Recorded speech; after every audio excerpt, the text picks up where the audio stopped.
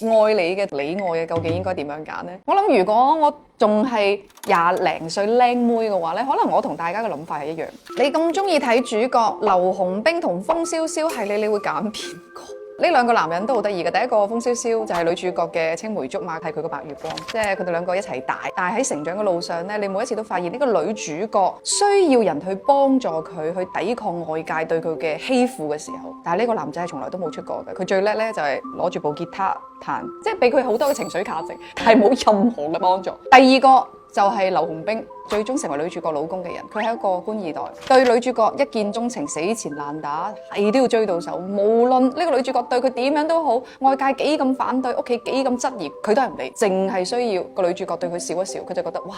我呢一世人做嘅所有嘢都係值嘅，我連呼吸都係啱嘅。愛你嘅，你愛嘅，應該點樣揀呢？我諗如果我仲係廿零歲靚妹嘅話咧，可能我同大家嘅諗法係一樣，但係我而家已經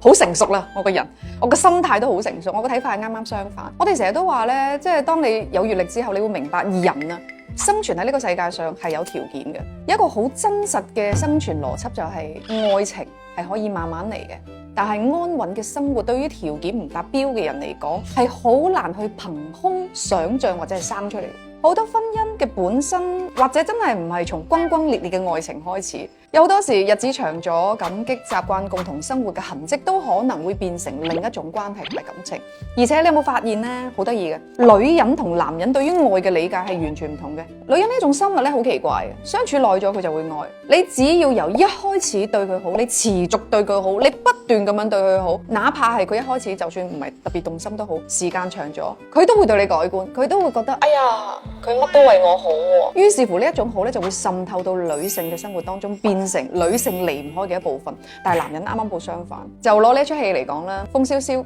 佢對楚家王，咁楚家王亦即係呢個女二號喺男二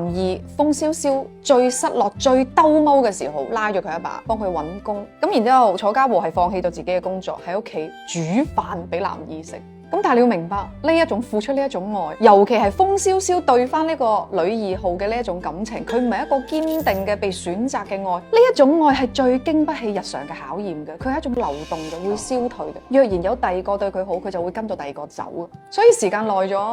風蕭蕭佢自己都發現唔得啊，我接受唔到啊，呢個女二始終都唔係我嘅愛，我要離開佢。最後兩個人分咗手。所以係你會點揀咧？咁同埋咧，即係人又真係好得意嘅。彈幕咧，亦都好多人去鬧呢個劉洪兵，話佢配唔上女主角啊，點。但係你要明白啊 BB， 呢一對鞋啱唔啱着咧，淨係得當事人知㗎咋。而且當呢個女主角真真正正明白呢一份感情嘅重量之後，劉洪兵已經冇咗啦。即係回應翻啱啱呢一位發私信俾我嘅粉絲嘅問題啦，究竟點樣揀？一個愛我嘅，一個我愛嘅。你永遠記得喺選擇之前嘅呢一句說話，喺一個長久嘅關係入邊，堅定先至係最稀缺嘅嘢。